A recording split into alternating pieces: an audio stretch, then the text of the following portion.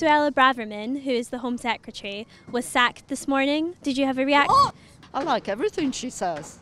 I don't mind sending people to Rwanda. There's too many in this country. She shouldn't have been sacked. She shouldn't. She was only saying what a lot of people in this country were thinking. Sad, really. I think she's got good vibes, you know. I don't see anything wrong with her. I think she's been overwhelmed by the government through, you know, the woke society, whereas we really want people like Suella to speak up. I think it's wonderful that they've gotten rid of her. She was a nightmare, and I'm very, very pleased that she's gone. However, not overjoyed with the choice of replacement. So I personally am hoping for a general election so that we can not have this government anymore at all. I just think they're awful. And but yeah, after the thing she said about homeless people, she needed to be gone. She's the devil, basically. I don't like her. It's the right decision to make. I think she's an embarrassment, both to this constituency and to the government, and her views are not representative of the people of Fareham at all. I think it's sad that she's gone, to be honest. The fact that she has expressed her opinions in such a controversial way, I think doesn't reflect very well on the government, so I think it was probably a smart decision if they're trying to save face ahead of the election next year. I'm not particularly surprised. I think it's what she intended, because some of the remarks she made were so bad that she could only have said them so that she would get the sack. Now, why she's doing that, you can only guess. My feeling is that it's something to do with the fact that she's trying to become leader of the party, and this is her way of getting out. On I think her resignation, a sack speech, or whatever you want to call it, she said that she will have more to say. So we're all looking forward to that. I can see a lot of reasoning as to why she made the statements as she did, if that makes sense. I think it was inevitable it was going to happen, but I am sorry it's happened because she did speak her mind, and I for one appreciate what Sarah speaking her mind from the position she held. Very nice lady. I've met her, and I don't agree with her sacking. Her rhetoric around calling the pro-Palestine marches hate marches has kind of been accused by some politicians and by the Met of inciting and inflaming a lot of the unrest we saw on Saturday. Do you think it's fair that her rhetoric was blamed for that?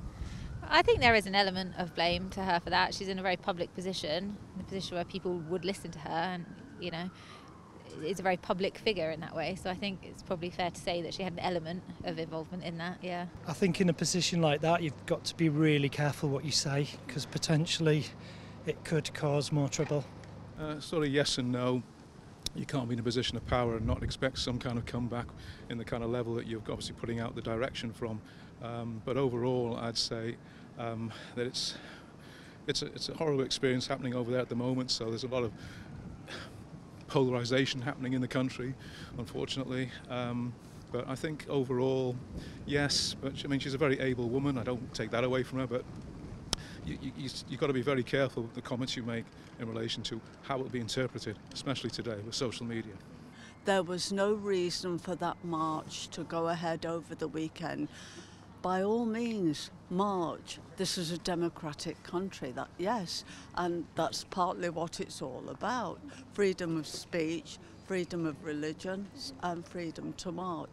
However, Rishi Sunak was correct when he said it was provocative and it was disrespectful, and it was. And so they could have cancelled the march and perhaps marched next weekend. So they weren't being forbidden to march, they were just asked not to this weekend, and I do not think that that was unreasonable, and I do not think Mrs. Braverman should have been sacked. I guess her flagship policy was to deport asylum seekers to Rwanda. Is that something that you would support, or something that you think represents this area well? That's a difficult one, because maybe you've got to do something, but that's for somebody that's a lot cleverer than me, because sending them some other country I don't think is the answer. But what is the answer? Because you can say that's wrong, and then someone will come back at you and say, well, what do you think they should do?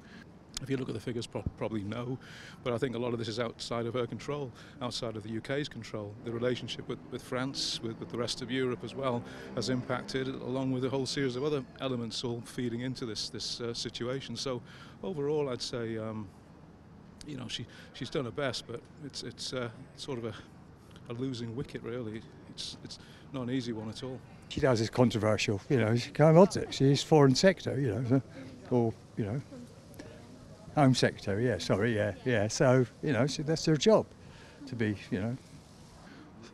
Do you think that she was a good local MP, or that she is a good local MP?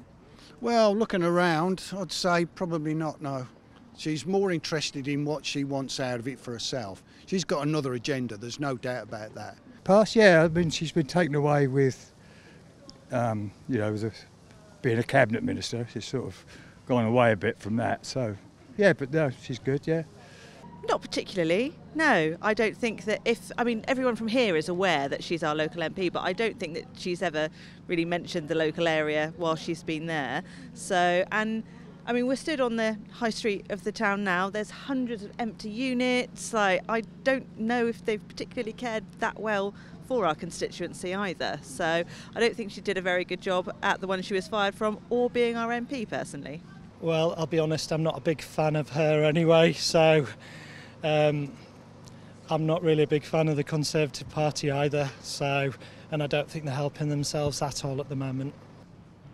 Because I think she was doing a good job, she was doing her best, but let's face it, the civil service, they're not doing their jobs properly, and she had an uphill battle with the civil service, and I'm sure if they'd have compromised and everything, things might have been different, but, well... I think, like most MPs, they are concerned with their own egos and not with their constituents. If they spent more time with their constituents, I think they would learn rather than preach. No. I think she spends all of her time in London. Very rarely hear of her being in the area, and I think she just sees Fareham as a safe Conservative seat and doesn't really care about the people who live here. Do you think that she's been a good Home Secretary overall? No, she hasn't done a lot really. No, Rwanda, etc. What do you think of that Rwanda policy? Do you think it was a good idea? No, I don't. There was other means. They should spend more money on processing immigrants rather than locking them up, really. I think from everything that I have read, it didn't appear that way, and whether that's just the way that she expressed her opinions rather than actually what she was doing, I think she just didn't come across very well, and I think it turned a lot of public opinion against her and probably against the Conservatives, so I'd say probably not. Definitely not.